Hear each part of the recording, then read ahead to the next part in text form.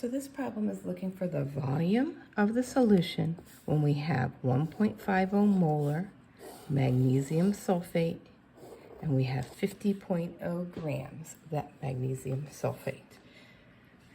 So I know that I'm going to be looking for my volume, and I'm given my molarity, 1.50 moles per liter.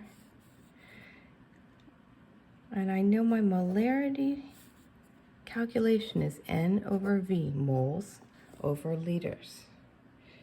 I don't have any of moles, but I have a mass, so I can start this time with 50 grams of magnesium sulfate, Mg plus 2, SO4 minus 2.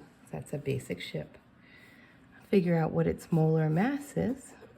1 mole is how many grams? So that's 24.31 for magnesium, plus 32.06 for sulfur, plus 4 times 16.00 for oxygen, because there's 4 oxygens. 22.31 is the mass of magnesium, 32.06 is the mass of sulfur, and there are 4 times the mass of oxygen of 16.00.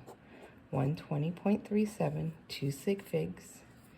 So now I'm going to go 50 times 1 divided by 120.37, and that gives me my answer in moles, 0.415. 3 sig figs, 3 sig figs. So now I do have a moles.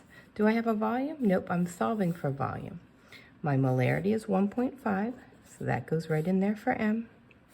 My moles is 0.415, that goes in for the number of moles, and my volume stays a V. I got to get V up in the numerator, so I'm going to multiply both sides by V. That way it cancels on the right side. So now I have V times 1.5 equals 0.415. I got to get V by itself, so I'm going to divide both sides by 1.5. That cancels out my 1.5 on the left.